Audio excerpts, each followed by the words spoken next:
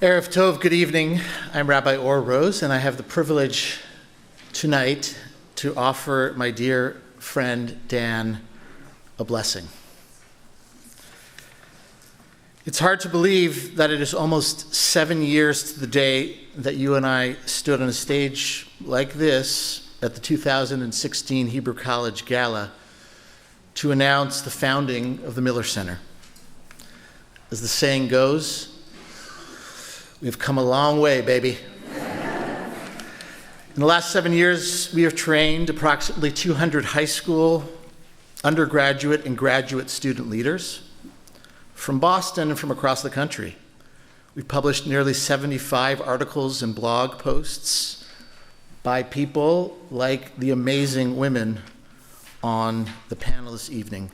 We've engaged thousands of others, including during the peak periods of COVID, through many a Zoom engagement.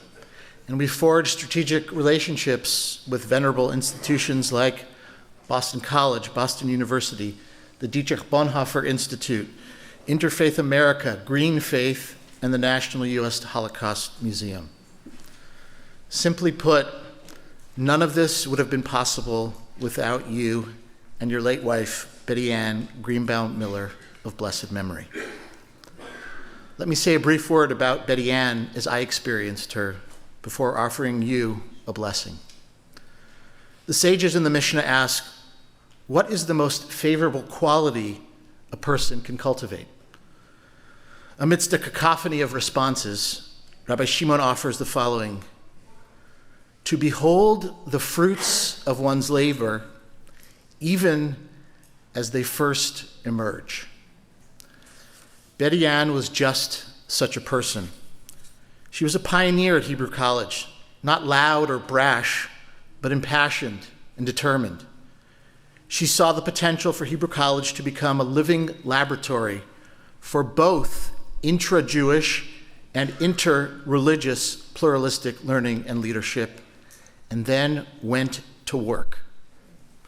She tilled the soil, planted seeds, and watered the garden, even when her physical health limited her capacity to enjoy the fruits of her labor as she had hoped to do. Nonetheless, she remained a champion of our work until her untimely death in August 2015. I feel deeply honored to carry on her legacy as the founding director of the Betty Ann Greenbaum Miller Center. May her memory inspire all who learn of her name and of her life's work. Moving from the Mishnah to the Talmud. There is a famous story, at least famous among geeky rabbis, about a long-standing debate between the academies of Hillel and Shammai. It goes something like this. After 3 years of intense argumentation, a heavenly voice finally calls out and says, shush, no. Calls out and says, these and these are the words of the living God, Elu ve'elu, divrei Elohim chayim, and the law must follow the opinion of the house of Hillel. The anonymous editor of this legend asks a sensible question. If both positions are a part of God's holistic, transcendent truth, why do the Hillelites carry the day? Why so many Hillel houses on college and university campuses? The answer is as follows.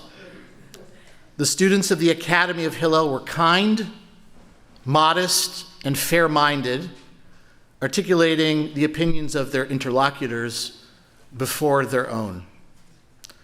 Dan, you embody these three qualities like few other people I have encountered in my lifetime. I want to provide one example of each. And the examples are intentionally granular, even mundane, because they illustrate in simple but real ways how you walk through the world. Kindness. Every fall for the last 7 years, you have texted me with the Boston Bruins home playing schedule, letting me know when my beloved hometown Winnipeg Jets will be visiting. And every year you ask me if my hockey-crazed son would like to go to the game with me. You then add, if he's away, I would be happy to serve as a substitute. Modesty. Every summer, the Miller Center Advisory Committee adds 1 or 2 new members. In welcoming new people, we open our first meeting with personal introductions. Predictably, when it is your turn, you say impishly, "Hi, I'm Dan Miller. Betty Ann was my wife, and I'm a big fan of this work." Fair-minded. I have now sat in countless meetings with you. You could give a master class in what Maytal described earlier as deep listening.